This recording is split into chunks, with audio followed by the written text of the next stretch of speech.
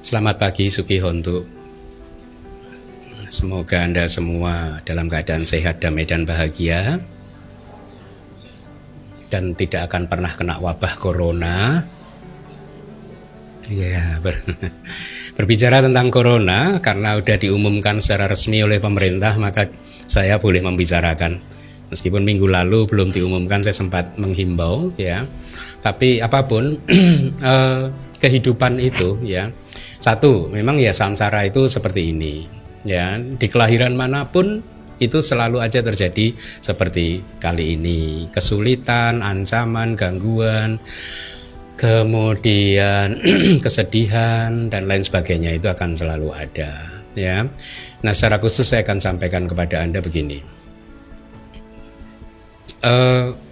ibaratnya kalau Anda masuk ke dalam satu ruangan yang gelap gulita atau ruangan yang Anda sama sekali buta, tidak mengetahui ada apa di dalamnya ya, siapapun itu, kemungkinan besar akan muncul rasa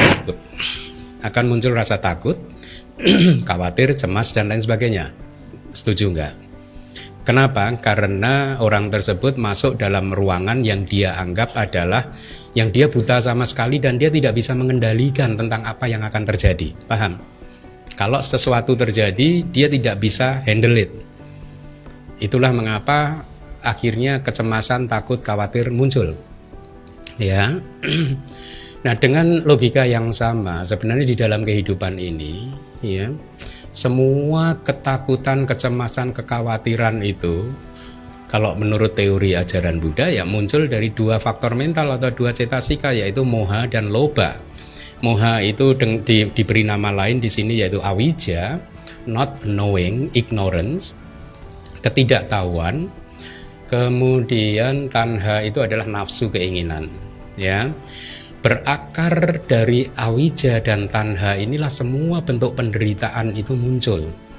Salah satunya ya ketakutan terhadap corona, kecemasan terhadap corona, kekhawatiran terhadap corona. Kenapa Anda takut, cemas dan khawatir? Karena Anda tidak tahu apa-apa tentang corona. Ya, oleh karena itu untuk sedikit menghilangkan, mengikis ketakutan terhadap corona, Anda harus kumpulkan banyak informasi tentang corona sehingga Anda bisa lebih tenang dan damai. Informasinya seperti apa yang bisa Anda kumpulkan nih? Kalau Anda belum mengumpulkan, saya sudah mengumpulkannya untuk Anda. Dari semua pasien yang terkena penyakit corona, hanya 2% sampai 3% meninggal. Oke? Ya. Tapi pikiran itu, sifatnya pikiran, kalau Anda mikirin yang 2 atau 3% itu, Anda stres. Setuju? Tapi kalau Anda mikir yang 98, 97, Anda nggak stres. Jadi Anda harus mikir yang mana? 97 atau 98. Orang yang gagal cuma 2-3% kok, sedikit kok. Nah, makanya saya anjurkan Anda untuk mendengarkan ceramah saya dengan topik atau judul Jangan Memfitnah Ular kan. Di situ saya memformulasikan kepada Anda bagaimana caranya menghalau semua rasa takut, cemas dan khawatir.